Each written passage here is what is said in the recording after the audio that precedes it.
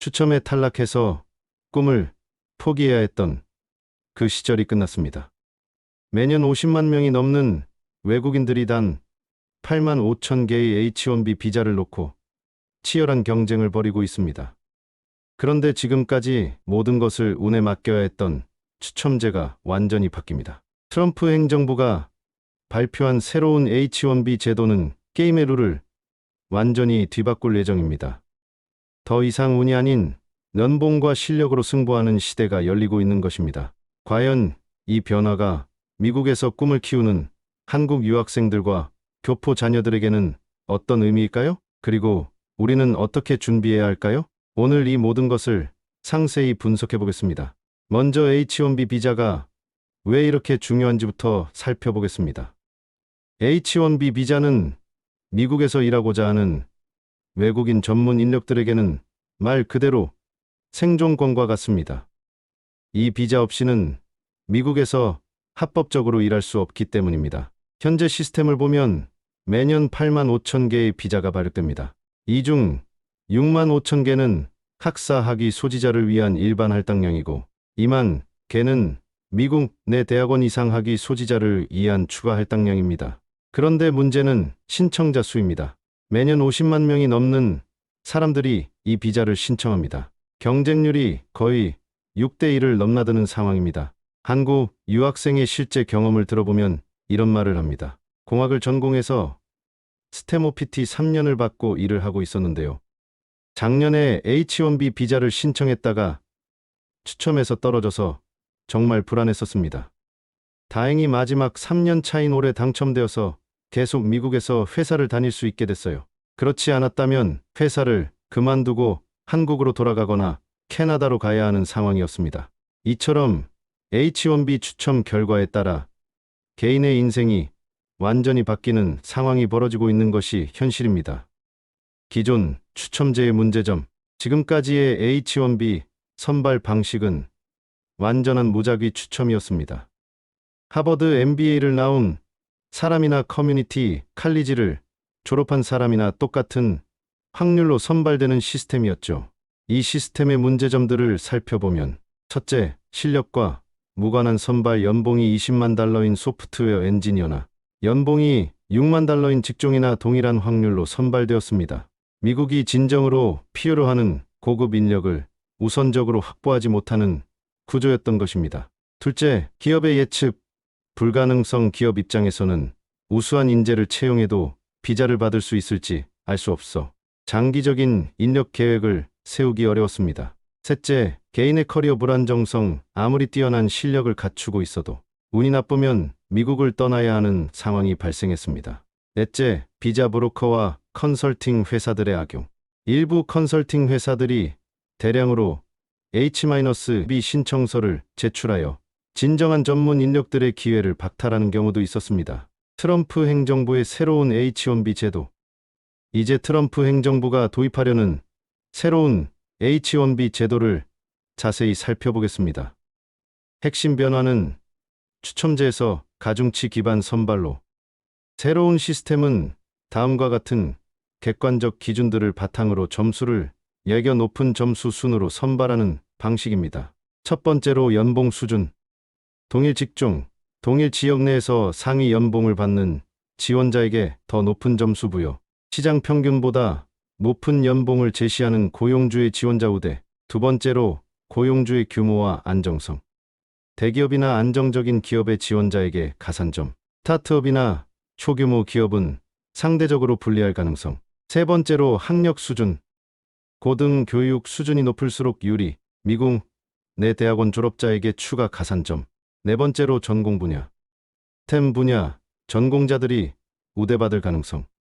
미국이 필요로 하는 전문 기술 분야 우선. 이는 트럼프 대통령이 지속적으로 강조해온 실력주의 이민정책과 고임금주의 이민정책의 구현이라고 볼 수 있습니다. 새 제도가 가져올 변화. 먼저 긍정적 변화들을 살펴보면 첫 번째로 예측 가능성 향상. 기업들은 이제 우수한 인재를 채용할 때 그 인재가 H-1B를 받을 가능성을 어느 정도 예측할 수 있게 됩니다. 높은 연봉을 제시하고 좋은 조건을 주면 비자 획득 가능성이 높아지기 때문입니다. 두 번째로, 개인의 준비 방향 명확화. 지원자들도 이제 어떤 방향으로 준비해야 할지 명확해집니다. 더 높은 연봉을 받을 수 있는 기술을 익히고 안정적인 회사에 취업하려고 노력하면 됩니다. 세 번째로, 미국 경제에 더 큰 기여입니다. 고연봉 전문 인력들이 우선 선발되면서 미국 경제에 더 큰 세수와 경제적 기여를 가져올 것으로 예상됩니다. 다음으로 우려되는 변화들을 살펴보면 국가별 격차, 심화. 인도와 중국처럼 IT 분야 지원자가 많은 국가들이 더욱 유리해질 가능성이 있습니다.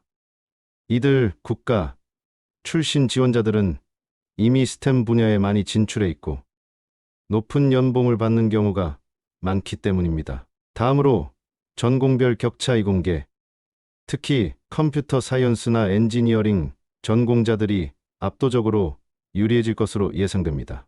반면 인문학이나 예술 분야 전공자들은 상대적으로 불리해질 수 있습니다. 세 번째로, 중소기업의 어려움. 대기업들은 높은 연봉을 제시할 수 있지만 중소기업이나 스타트업들은 인재 확보가 더욱 어려워질 수 있습니다. 새로운 H-1B 제도가 한국 유학생들과 교포 자녀들에게 미칠 영향을 구체적으로 분석해 보겠습니다.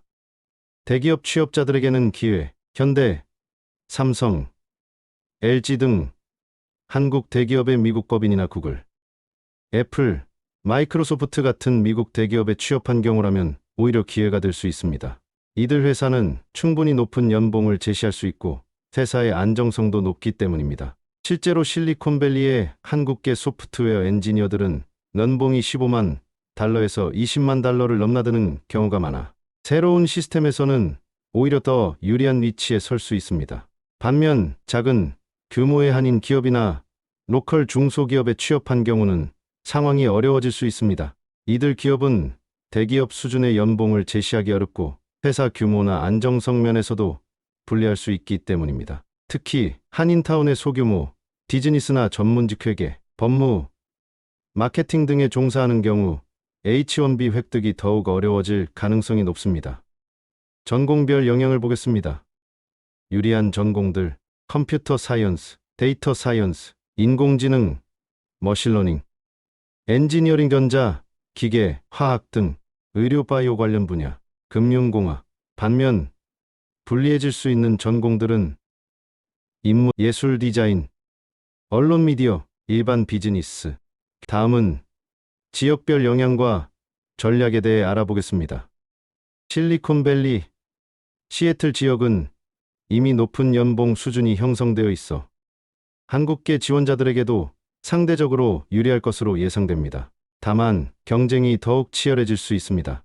뉴욕 금융가, 월스트리트의 금융회사들도 높은 연봉을 제시하므로 관련 분야 전공자들에게는 기회가 될 수 있습니다. 중소도시나 연봉이 낮은 지역, 상대적으로 연봉 수준이 낮은 지역에서는 H-1B 획득이 어려워질 수 있어 지역 선택도 중요한 전략이 될 것입니다. 새 제도 대비 전략. 이제 새로운 H-1B 제도에 대비하여 우리가 어떤 전략을 세워야 할지 구체적으로 살펴보겠습니다. 먼저 학업 단계에서의 준비는 첫 번째로 전공 선택의 중요성. 앞으로 대학 진학이나 전공 선택을 할 때는 취업 시장의 연봉 수준을 반드시 고려해야 합니다. 스템 분야, 특히 컴퓨터 사이언스나 데이터 사이언스 관련 전공은 계속해서 유리할 것으로 예상됩니다. 두 번째로 복수 전공이나 부전공 고려. 기존 전공이 인문학이나 예술 분야라면 기술 관련 부전공을 추가하는 것을 고려해 볼 수 있습니다.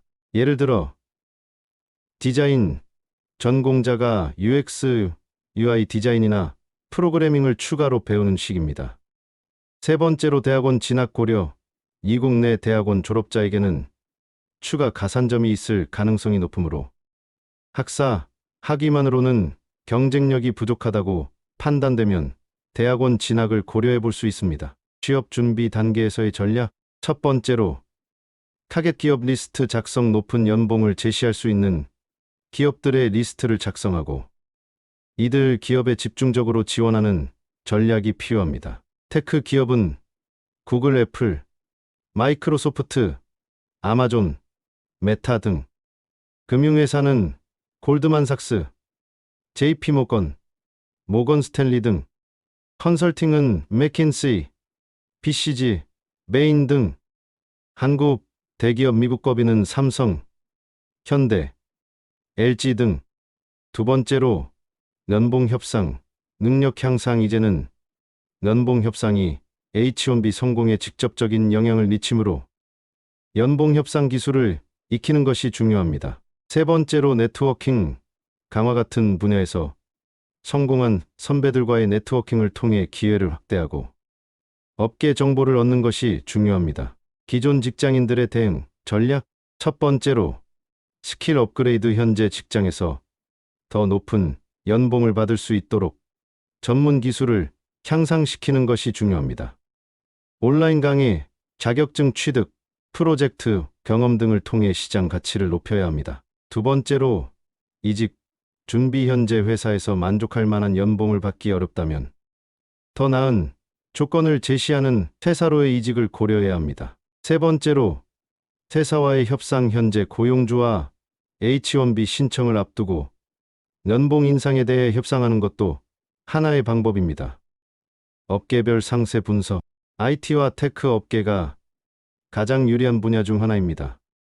특히 소프트웨어 엔지니어, 데이터 사이언티스트, AI 전문가 등은 높은 연봉을 받을 수 있어 새 제도에서 매우 유리할 것으로 예상됩니다. 평균 연봉 시니어 소프트웨어 엔지니어 15만에서 25만 달러, 데이터 사이언티스트는 12만에서 20만 달러, AI, ML 엔지니어는 16만에서 30만 달러. 금융업계 월스트리트의 투자은행이나 헤지펀드는 여전히 높은 연봉을 제시함으로 유리합니다. 다만 문화적 진입장벽이 높을 수 있습니다. 의료, 바이오 분야는 의사, 간호사, 바이오 연구자 등도 상대적으로 높은 연봉을 받음으로 유리할 것으로 예상됩니다. 컨설팅 업계 MBB 등도 최상위 컨설팅 회사들은 높은 연봉을 제시함으로 기회가 될 수 있습니다. 예술, 미디어, 엔터테인먼트 상대적으로 연봉이 낮고 불안정한 분야이므로 어려움이 예상됩니다. 다만 넷플릭스, 디즈니 등 대기업에서는 기회가 있을 수 있습니다. 장기적 관점에서의 준비가 필요합니다. 영주권 취득 전략과의 연계. H1B는 결국 영주권 취득을 위한 중간 단계입니다.